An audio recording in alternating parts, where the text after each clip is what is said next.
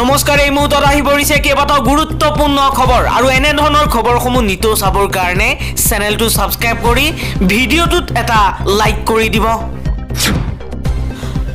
এই মুহূৰ্তত জনাই আছো এটা ব্ৰেকিং নিউজ। পৰকীয়া প্ৰেমত পৰি ভয়ংকৰ কাণ্ড কৰিলে পত্নীয়ে। স্বামীক হত্যা কৰি শৰীৰটো কাটি 15 টুকুৰা কৰি প্ৰেমিকৰ সৈতে মানালী ভ্ৰমণলৈ গ'ল পত্নী। এই ঘটনা সংঘটিত হৈছে উত্তৰ প্ৰদেশত। উত্তৰ প্ৰদেশৰ মিৰাটত সংঘটিত হৈছে এক নিৰ্মম হত্যাকাণ্ড। শেহতীয়াকৈ মাৰ্চেণ্ট নেভিৰ এগৰাকী বিষয়াৰ শৰীৰৰ 15টা টুকুৰা উদ্ধাৰ কৰিছে। চিমেণ্টেৰে ঢাকি থোৱা এটা ড্ৰামৰ ভিতৰৰ পৰা উদ্ধাৰ হৈছে শৰীৰৰ অংগসমূহ। পৰৱৰ্তী খবৰ, অৰুণোদয় আৰু উদ্যমিতা আঁচনিয়ে বিপদত পেলাব নেকি বিজেপিক?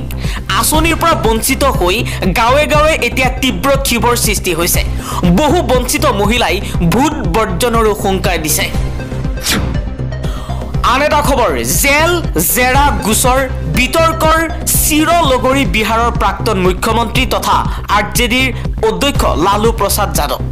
ৰেলমন্ত্ৰী হৈ থাকোঁতে কৰা দুৰ্নীতিৰ গোচৰত জীৱনৰ বিয়লি বেলাও সন্মুখীন হ'বলগীয়া হৈছে ইডিৰ জেৰাৰ। আন এটা খবৰ, পাৰে যদি নীতিশ নাইডুৰ লগত লগ হৈ ভাঙক ঔৰংজেবৰ কবৰ। চৰকাৰৰ সতীৰ্থ দুই মুখ্যমন্ত্ৰীকো কবৰ আঁতৰোৱাৰ বাবে আমন্ত্ৰণ কৰিব লাগে। নাগপুৰৰ ঘটনাক লৈ বিজেপিক কটাক্ষ কৰি শিৱসেনাৰ উদ্ধৱ ঠাকৰেৰ এই মন্তব্য। উদ্ধৱ ঠাকৰে কৈছে, পাৰে যদি নীতিশ আৰু চন্দ্ৰবাবু নাইডুক লগত লৈ ঔৰংজেবৰ কবৰস্থান ভাঙক। পৰৱৰ্তী খবৰ, AIUDFৰ বিধায়ক শামছুল হুদাৰ বিপদ বাঢ়িছে। 24 ঘণ্টাৰ ভিতৰত গ্ৰেপ্তাৰ কৰক AIUDFৰ বিধায়ক শামছুল হুদা। মহৰীক প্ৰহাৰ কৰি গ্ৰেপ্তাৰ হ'ব পাৰে AIUDFৰ বিধায়ক। মহৰী শ্বাহিদুৰ ৰহমানক সামাজিকভাৱে অপদস্থ কৰিছিল AIUDFৰ বিধায়ক শামছুল হুদাই। এতিয়া বিপদ বাঢ়িছে শামছুল হুদাৰ লগতে AIUDFৰো ভিতৰত এতিয়া এক নতুন সংকট বিপদে দেখা দিছে। মাজে মাজে AIUDFৰ বিধায়কসকলে এনেকুৱা কিছুমান কাণ্ড কৰে যি কাণ্ডই সমগ্ৰ অসমত এক নতুন বিতৰ্কৰ সূচনা হয়। পৰৱৰ্তী খবৰ, 27 মাৰ্চত ঘোষণা হ'ব গুণোৎসৱ। কলাক্ষেত্ৰত আয়োজিত এক অনুষ্ঠানত ঘোষণা কৰা হ'ব গুণোৎসৱৰ ফলাফল। উক্ত অনুষ্ঠানতেই 2024 বৰ্ষৰ A+ গ্ৰেড প্ৰাপ্ত বিদ্যালয়ক প্ৰদান কৰিব মাননি। আন এটা খবৰ, সুনীতা উইলিয়ামছক ভাৰত ৰত্ন প্ৰদানৰ দাবী মমতা বেনাৰ্জীৰ।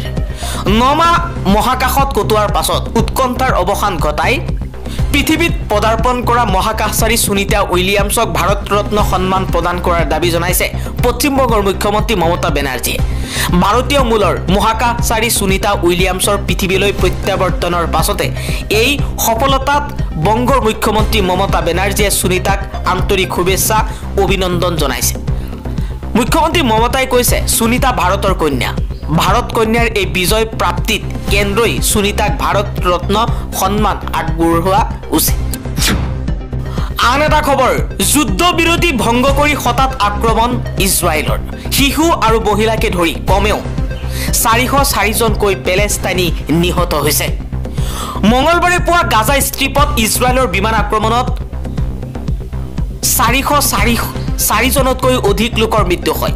চিকিৎসালয়ৰ বিষয়াসকলৰ মতে এই আক্ৰমণে জানুৱাৰী মাহৰ পৰা চলি থকা যুদ্ধবিৰতি ভংগ কৰি 17 মাহ পুৰণি যুদ্ধখন পুনৰ আৰম্ভ হোৱাত ইন্ধন যোগাইছে।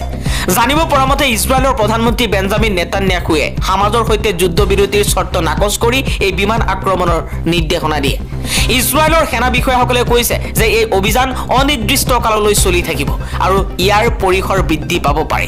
ইফালে ইজৰাইলৰ এই আক্ৰমণক হোৱাইট হাউছে সমৰ্থন কৰা বুলিও জনাইছে ইজৰাইলৰ বিষয়াসকলে। ইজৰাইলৰ সেনাই পূব গাজাৰ পৰা বিশেষকৈ উত্তৰৰ বেইট হানুন আৰু দক্ষিণৰ অন্যান্য অঞ্চলৰ লোকক উলিয়াই নিয়াৰ নিৰ্দেশনা দিছে। ইয়াৰ পৰা বুজা যায় যে ইজৰাইলে অতি সোনকালে স্থল অভিযানৰ বাবে সাজু হৈছে। নেতান্যাহুৰ কাৰ্যালয়ৰ বিষয়াই কৈছে, ইজৰাইলে এতিয়া হামাছৰ বিৰুদ্ধে অধিক সামৰিক শক্তি ব্যৱহাৰ কৰিব। উল্লেখ্য যে এই আক্ৰমণৰ কেইবা ঘণ্টাৰ পিছতো হামাছে কোনো ধৰণৰ প্ৰত্যাক্ৰমণ কৰা নাই। ইয়াৰ পৰা বুজা যায় যে তেওঁলোকে এতিয়াও যুদ্ধবিৰতি বজাই ৰাখিব বিচাৰিছে।